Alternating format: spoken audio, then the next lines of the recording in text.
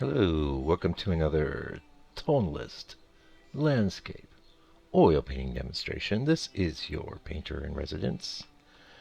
I'm Francis McCarthy, and please note the new amended color list scrolling on the screen right now. I should really try and pop that into every video. I, I did update some of these colors quite a while back, but it's been scrolling the same old thing. So, what are we doing today? We're doing a redo. The name of this painting is Afternoon Meadow. It's a 5x7. This is a redo, as I just said. And the original painting is a scene I actually painted also back in, oh my goodness, I want to say 2010. And I actually have that painting up in the hallway of my house, and it looks pretty good, but I did this one that you see me working on right now. By the way, I will say I'm showing you the original process of the painting I redid, and then the extensive redo process. So it's about halfway through the video, and I'll call it out. There were some things that I definitely liked about this, the painting that I redid. The sky was quite good, I thought, but it left me cold. It left me flat, and the main reason I will have to say is the overall lollipop nature of those trees in the foreground. I really tried, but ultimately it just ended up looking like a big circle. And I think as time kept slipping into the future, when I'd be, going through boxes or whatever, or I think I did have this in a show or a gallery or something, but when it, come back or what have you, I was looking and go, I don't love this. So that's why it's getting redone, and I am quite happy with the redo, and I will say I was sitting there for a while going, what can I do to save this? I don't know.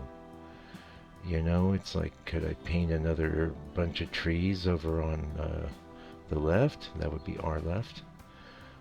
Maybe. And then I had the inspiration to just put tonalist painting into like an image search. I don't use Google, I use DuckDuckGo. And I got some ideas of ways I could revise it. There was no one painting that I cleaved to exactly, but it definitely gave me a direction, and that was sort of based on what was there, but making some fairly big changes. So that's what I did, and it did take me a little while. Actually, I got about, I don't know, hour and a half in the process. Now, I didn't do it live. It wasn't. Yeah, there's sometimes I just can't do these things live, and it's not so bad because it gives me a chance to do this sort of video format, which will be around 15 or 16 minutes, and then, you can look at that and go, well, hey, that's something I can handle. But one thing that had kind of come up on the channel from someone that had been looking at some of my older paintings was like, wow, I really liked that original, but then I really liked the revised one too, and this sort of gave me the sense like, yeah, it might be a shame to be going over your original work. And I do keep that in mind, and one of the things that I do is I always make sure and keep some of the best of what I've done, or, it sells and I have a high quality photograph. Note the scrolling of liking and sharing and commenting. I really appreciate the comments, by the way. It just lets me know people are engaged. Any bozo can hit like. No offense to you guys that are hitting like, but, leave me a comment. Hey, how about it? Nice vid, Mike. Thanks. Whatever. Or don't do anything. Just keep watching, or go watch an episode of The $6 Million Man. I don't even know where you could watch that, but maybe you could find it online. Yeah. We can rebuild him. We can make him better than he was. Anyway, which is sort of what we're doing with this painting. We're rebuilding it. We're making it better than it was. And like I say, you're still looking at my original painting strategy. Now, one thing that I was wrangling with on this original was these sky holes. I mean, I had, trust me, eliminated a ton of what was in the reference photograph, but I left a lot too, and my rationale was, well, they're helping to break it up, and they're helping to break this lollipop shape, as is the infinite amount of lumpy ridges around the edge. Uh, yeah, this is, what, 2016, so we're talking, 4 years ago, maybe 3. And one of the things that I've gotten much, much better at is just knowing, because of all the redos, the master studies, and just having done a ton of paintings, that there's just things in the photo that you don't want to carry on. Now, one thing I do think was kind of good, and normally I'm looking at it now, I'm thinking, oh, I could have just made the whole foreground really, really dark. That's a strategy I do in redos a lot. Fortunately, that didn't occur to me this time. I came up with a whole nother strategy, which was to put like a little kind of a swale, I believe is what it's called, which is when there's some water on a water puddle in the middle of a field. You're welcome to borrow that term if you would like to name a painting Meadow Swale. I think I've done that. People go, swale? What's a swale? Anyway, I tried, as I always do. I always set out to try. You can see a little bit of my extensive love of dry brushing from that era, really playing up on the bottom bit as well. And I think it works. It's a little, to me, eye-catching. And when I use dry brushing now, I'm far more subtle with it, and I definitely try and keep it dialed back. But all in all, I think it's a good sky, and it does look like I did a little glazing on it. I don't. Well, maybe we're going to see that in the last second or two of this, um, movie clip of the original painting process in 2016. Not that sure, but hey, by the way, if you're new to the channel, there's a lot of live videos as well where I just been, I just basically photographed the entire painting process, and lay tips and tricks on you while I'm painting. I'd have to say that's probably predominant on the channel now, but in a lot of ways it's both more difficult and easier. It's more difficult because instead of just listening to some kind of podcast at the time of the, oh, there we go. What are we doing here? Ah, we're into revision time. Yes. And what am I to do? I'm going to start off with a really intense glaze. Okay. The glaze is actually going to be burnt sienna, which is only semi-opaque, semi-transparent. I think on the tube they would say semi-transparent. But there you go.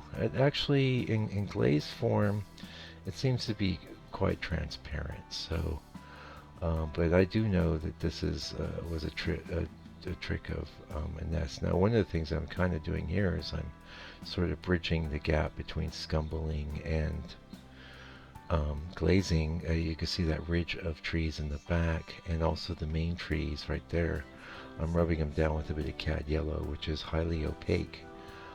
It's fairly thin down, and then I thought, well, I'm liking how this is kind of giving me a reset.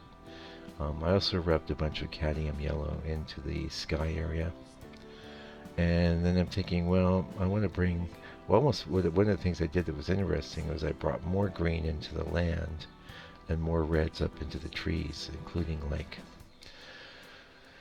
alizarin crimson and colors like that. Now, the black I'm using here is my new favorite black, which is Black Spinel, the black paint of toneless painting champions. And you can see too, instead of darkening that whole ridge, which I'd done in 2016, I'm leaving a bit with the air.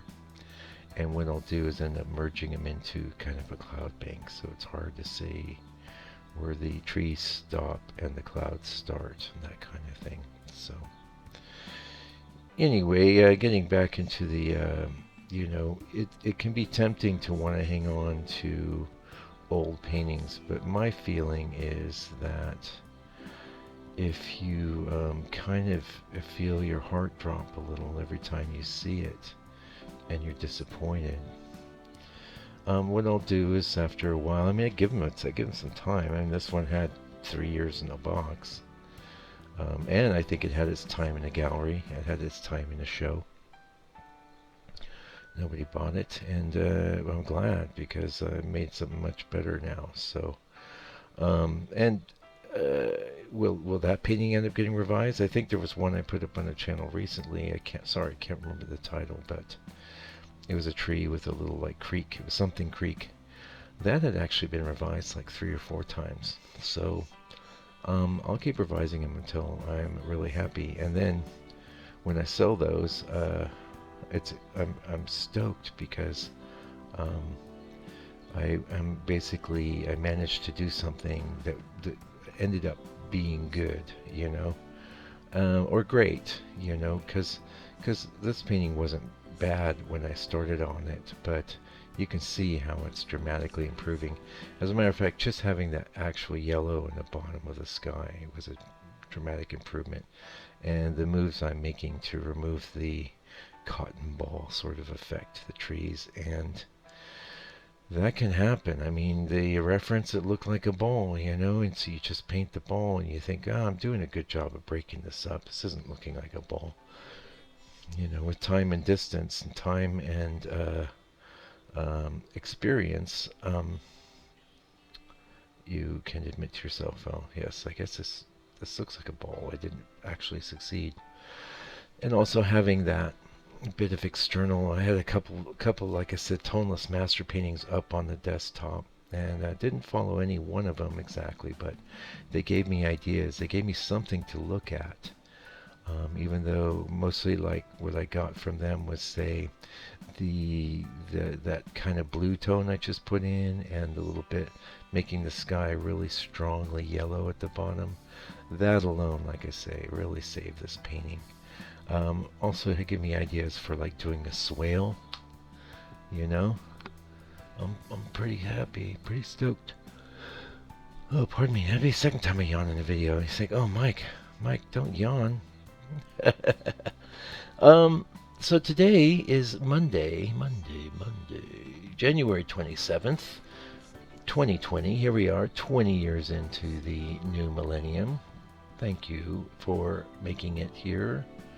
And we're doing original oil paintings. And now it doesn't always seem like the world really needs that many original oil paintings, but let's face it, most of the things that are going on these days we don't need, because there's so much of everything now. There's so much, so many movies, so many songs, so many paintings, and then forget about real paintings. There's all of the manipulated photography and phone photography, and imagery itself has become very, very commonplace. So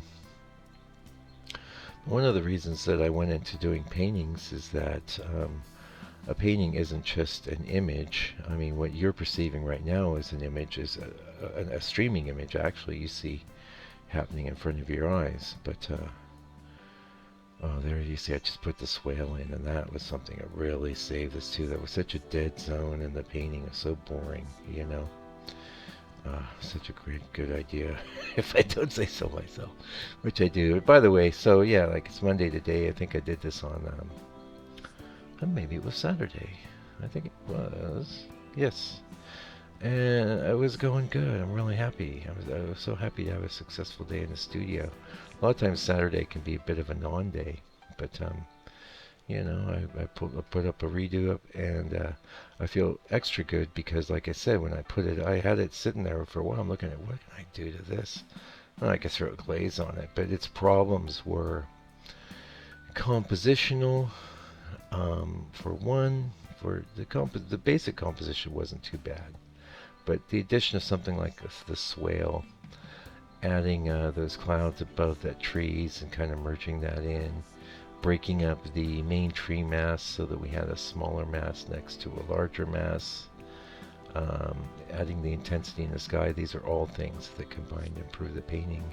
And I'd much rather have a really good painting that I either can sell or I'll keep it in a box. But at this point, I'm real happy with it. I don't see a need to redo it again. I just know that it'll find a buyer, and hopefully I'll get my act together and maybe get it in my store and stuff. I haven't done a super good photograph. I've done a quick one for our video today that I think will do fine for YouTube, but I like to have high quality record of my paintings before I actually sell them. Yeah.